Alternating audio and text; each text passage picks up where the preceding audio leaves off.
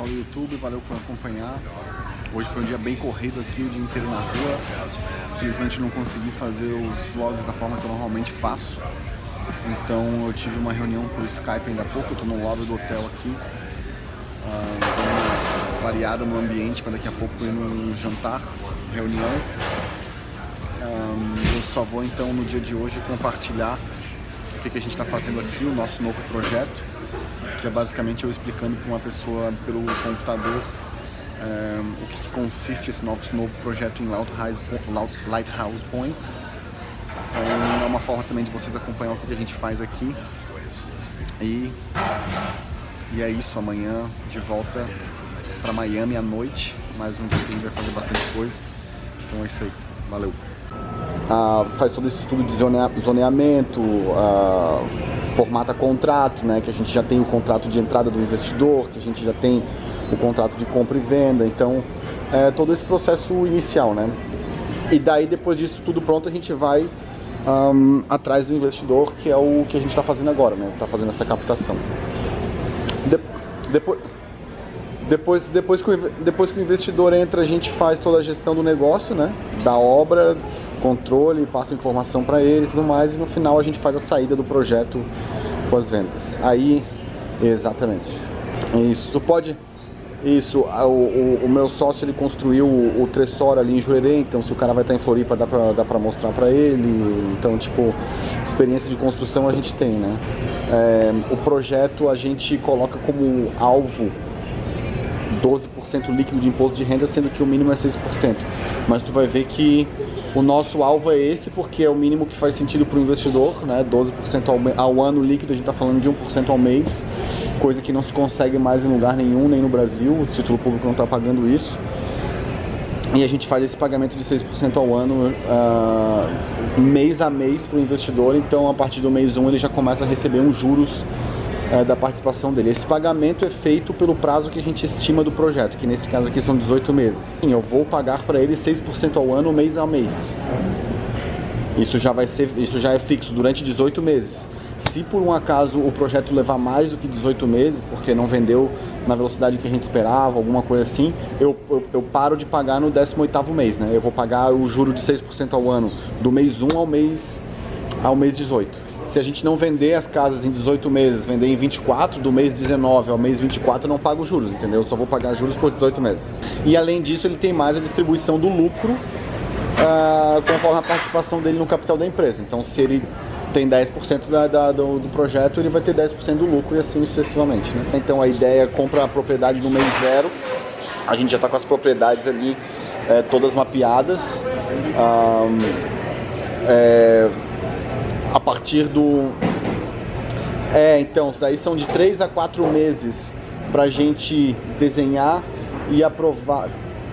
De 3 a 4 pra gente desenhar os projetos e de 2 a 3 pra gente aprovar na cidade. Então, vai dar aí um tempo máximo de 6 meses, né? Se for 3 e 3, a gente vai ter um tempo máximo de 6 meses. E a gente tem mais um mês de respiro aí para começar as obras no mês 7. Aí do mês 7 ao mês 7, 8, 9, 10, 11, 12, 13, 14, a gente faz só a marketing dessas propriedades online. Por quê? Aqui tem aquele sistema que eu te expliquei, que é um sistema centralizado, onde todo mundo bota as ofertas ali.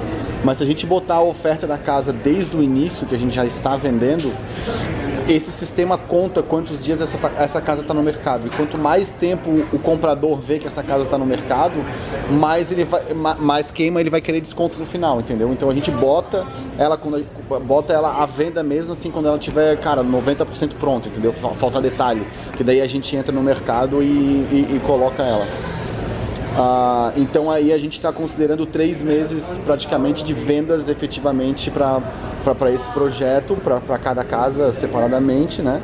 3 meses, liquidar e vender no 18º mês. O prazo médio daquela região ali de 45 dias, um mês e meio, então a gente está botando o dobro do tempo. Aí na próxima página a gente tem a estrutura do projeto, a gente abre a empresa Lighthouse Point Development LLC. O investidor, ele entra nessa empresa, né? Ele vira sócio dessa empresa e o importante é destacar ô Diogo, quando tu for falar pro cara, é o seguinte, diferente do Brasil, o sócio aqui ele tem muito menos responsabilidade civil do que tem o sócio no Brasil. Quem tem as responsabilidades civis sobre a empresa é muito mais o administrador, que vai ser executado pela nossa empresa vai ser o administrador registrado dessa companhia, então qualquer coisa que aconteça contra ela, em termos de risco legal, quem é acionado é o administrador em termos de responsabilidade civil. Claro que a responsabilidade financeira ela é solidária entre o administrador e os sócios, porém, também diferente do Brasil, o sócio é responsável só pela participação dele. Então, se tem um processo de $1 milhão contra a empresa, por algum motivo, e ele tem 5%, ele é responsável só por 5% disso, entendeu? $50 mil. Mesmo no Brasil é assim, né? O juiz vai atrás de quem tem dinheiro, né? Então, se o Diogo tem 1%, mas é o único que tem dinheiro, ele é capaz de pagar os 100%, né? Aqui limita. Aqui ele limita e ele não vai no patrimônio da pessoa física. Então, a responsabilidade da empresa acaba na empresa, não para cima. O investidor faz o aporte nessa empresa Lighthouse Point e através dessa empresa a gente compra cada propriedade. E cada propriedade vai ser adquirida também dentro de uma nova empresa. A gente abre uma empresa para cada casa. Por que isso? Para não ter... exatamente. E o risco não é nem, entre aspas, de quebrar financeiramente, mas é o seguinte... Cara, se a gente tem duas propriedades dentro da mesma empresa e vamos lá, cara, aqui nos Estados Unidos, se alguém tropeçar na frente da tua casa e cair, tu é responsável por isso.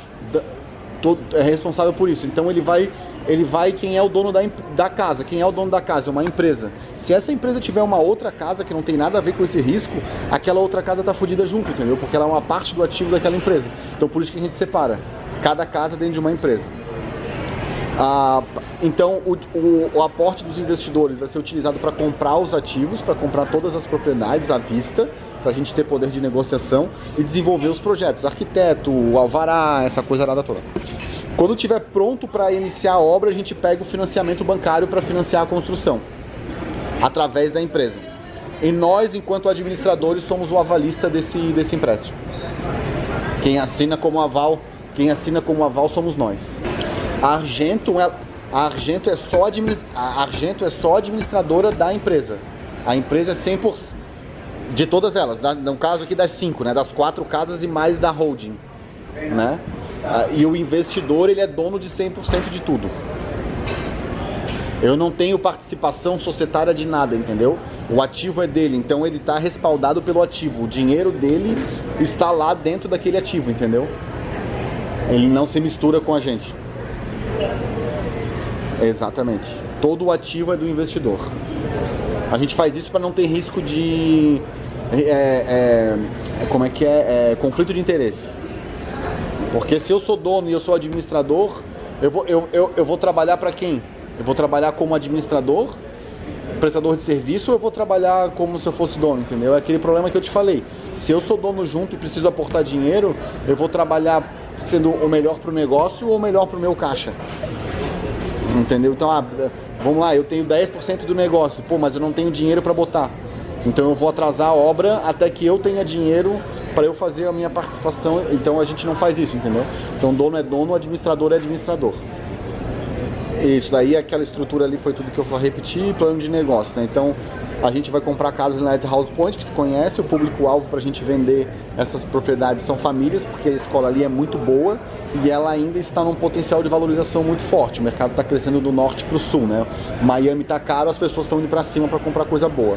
Quem é que compra isso? Pessoas que moram ali, pessoas que vêm do nordeste dos Estados Unidos, normalmente que procuram propriedades na Flórida e também querem sair do frio.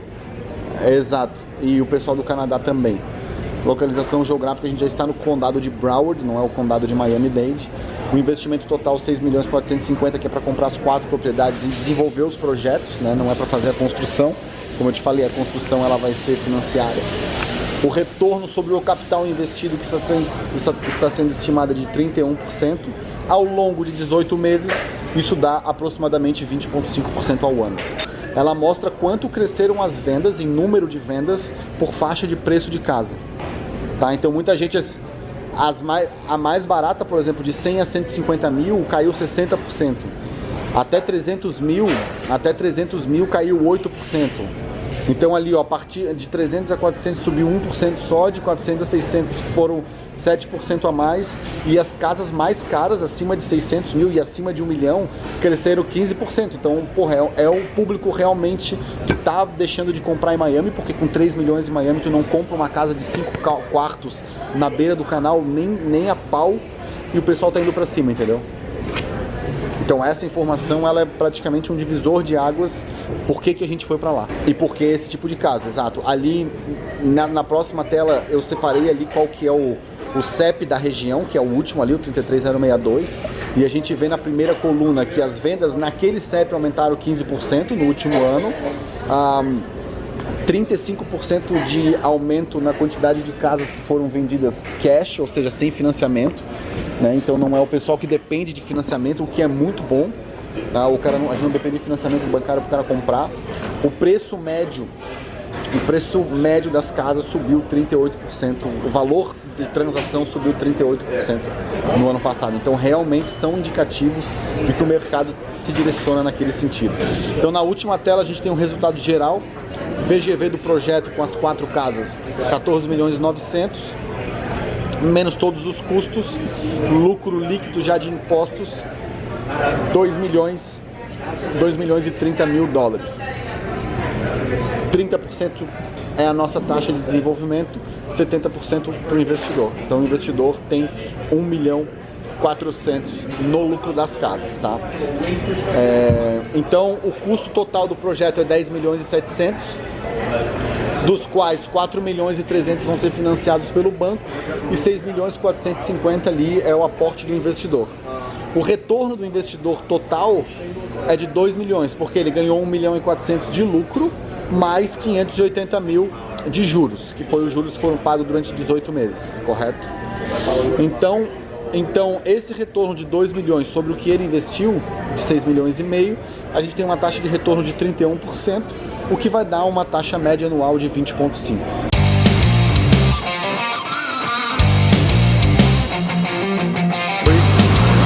Vai fazer a laje aqui, só fazer com